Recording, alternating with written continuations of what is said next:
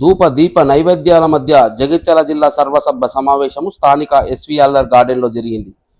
ఈ సమావేశంలో పాల్గొన్న డిడిఎన్ గౌరవ అధ్యక్షులు గంగు ఉపేంద్ర శర్మ మాట్లాడుతూ డిడిఎన్ అర్చకుల సమస్యల పరిష్కారం చేసే దిశగా ప్రయత్నం చేస్తానని, రాజశేఖర్ రెడ్డి హయాంలో రైతే రాజు అన్నట్టుగా గ్రామాల్లో పాడి పంటలు మంచిగా ఉండాలంటే గ్రామ దేవాలయాల్లో ఉండే అర్చకులు వారి అభివృద్ధి కోరుతూ అర్చనలు నిర్వహించేలా ఈ స్కీమ్ ప్రారంభించారని, అనంతరం పట్టణాల్లో కూడా స్కీము వర్తించేలా చేశామని, అర్చకులు మన ధర్మాన్ని కాపాడుతూ సర్వేజన సుఖినోభవంతు అని ఒక అర్చకుడే దీవిస్తారని, అలాంటి అర్చకులకు గౌరవ భృతి కింద 10,000 రూపాయలు ఇస్తుందని, కావున అర్చకులు దేవాలయాల్లో నిత్య పూజా కైంకర్యాలు జరపాలని, మీ సంక్షేమం కొరకు ఎల్లవేళలా కృషి చేస్తానని అన్నారు.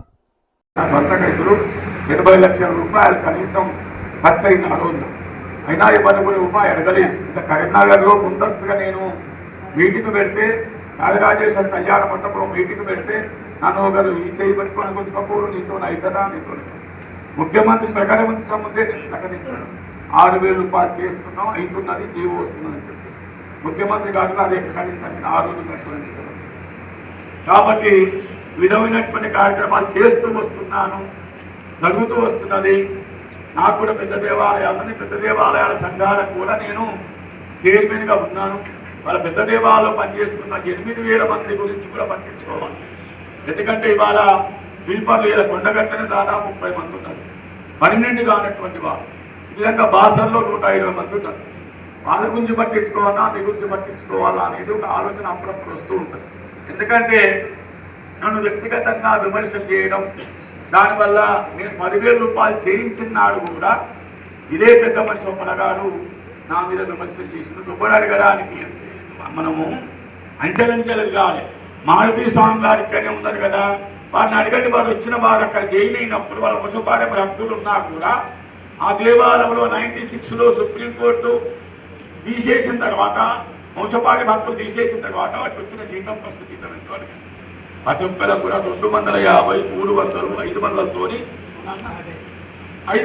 మీకు జీతాలు తీసుకున్నటువంటి వ్యక్తులు ఏకాఏకనే వాళ్ళ మీకు 10,000 రూపాయలు పెద్ద దేవాలయాల ఆదాయం వస్తున్నది. ఆ అర్చకులతో కానీ లేదా ఆ సిబ్బందితో ఆదాయం వస్తున్నా కూడా వాళ్ళకి ఇచ్చేది 5,000, 10,000 రూపాయలు.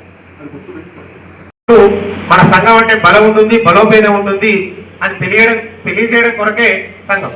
ప్రతిసారి ఐడెంటిటీ కార్డుల కోసం మీరు ఆధార్ కార్డు తెమ్మంటున్నారు, ఫోటో తెమ్మంటున్నారు, జిరాక్స్ పేపర్ తెమ్మంటున్నారు. కానీ ఇదివరకైతే ఐడెంటిటీ కార్డు ఇచ్చిందైతే లేదు. కానీ సంఘము రావడం కొరకు ఇది ఒకటి చెప్తున్నారని అనుకుంటారు. కానీ దయచేసి ఇది మాత్రం తప్పండి. ఎందుకంటే మొన్న మేము ఒక వివాహ కార్యక్రమానికి హాజరైనప్పుడు అన్నగారితో, అన్న ఐడెంటిటీ కార్డు అనేది మన సమావేశం రోజునే అక్కడే ఇచ్చేటట్టుగా ఏర్పాటు చేద్దామని నేను అన్నా. అనగానే వెంటనే వారు ఆ శాఖకు సంబంధించినటువంటి ఆ మేడం గారితో మాట్లాడిన తర్వాత, అలా కాదండి, మేము మీకు పాస్బుక్ జిరాక్స్ అట్లాగే ఆధార్ కార్డు కూడా తీసుకొచ్చుకోండి, అట్లాగే పాస్పోర్ట్ సైజ్ ఫోటో తెచ్చుకోండి, మేమే ఆఫీస్లో ఇస్తాం. ఎందుకు ఈ మాట అనాల్సి వచ్చింది వారు అంటే, మనలో 2-3 వర్గాలు ఉన్నాయని గట్టిగా నమ్ముతున్నారు ఎండోమెంట్ శాఖ వారు. దీనివల్ల ఏంటంటే మా ఇంటి దగ్గర ఉండేటువంటి రామాలయాన్ని మొదటగా ఎంచుకున్నాం మన సమావేశానికి. కానీ మళ్ళీ దేవాదాయ శాఖ అధికారులు తప్పకుండా మీరు అందులో సమావేశం పెట్టుకోకండి అని ఫోన్ చేసి చెప్పారు. ఎందుకు అని అడిగితే, మీలో 2-3 వర్గాలు ఉన్నాయి, గొడవలు పెట్టుకుంటున్నారు అనేటువంటి ఉద్దేశం వారి దాకా వెళ్ళింది. ఈ యూనియన్ కాంగ్రెస్ ప్రభుత్వ హయాంలో ప్రవేశపెట్టడం జరిగింది. దానికి అప్పుడు విత్తనం నాటడం జరిగింది. ఇప్పుడు క్రమక్రమంగా ధూపదీప నైవేద్యం యొక్క అర్చకుల సంఖ్య కూడా క్రమక్రమంగా పెరుగుతున్నది.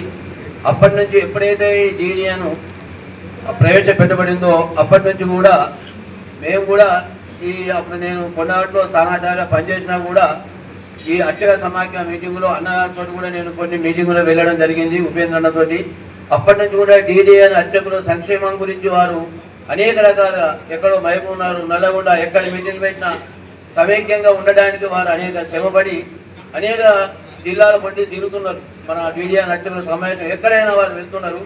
దానికి మండల శాఖ అధ్యక్షులని, జిల్లా శాఖ అధ్యక్షులని అనేక రకాలుగా వారు మన సంఘాన్ని సంఘటితపరచడానికి అనేక శ్రమ పడుతున్నారు. ఒకరోజు హైదరాబాద్లో కూడా వారి సమావేశాన్ని నేను కూడా వెళ్ళడం జరిగింది. అప్పుడు కూడా ఈ 6,000 నుంచి 10,000 పెంచింది అమల్లోకి రాలేదు. అమల్లోకి రావడానికి కూడా వారు అనేక శ్రమ పడ్డారు. ఇప్పుడు ముఖ్యంగా ఏంటంటే నేను కోరేది అన్నగారిని మీ సభాముఖంగా అందరికీ డిడిఎన్ అధ్యక్షులు ఐడెంటిటీ కార్డు మరియు హెల్త్ కార్డు కూడా రావడానికి కృషి చేయవలసిందిగా వారిని సభాముఖంగా నేను ఇప్పుడు మీ అందరి ప్రార్థిస్తున్నాను.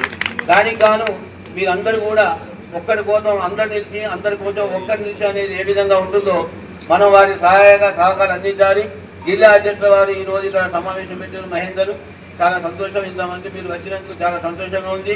ఈ కార్యక్రమాలన్నీ సాధించిన గాను మనం అందరం కూడా కృషి చేసి చేయడానికి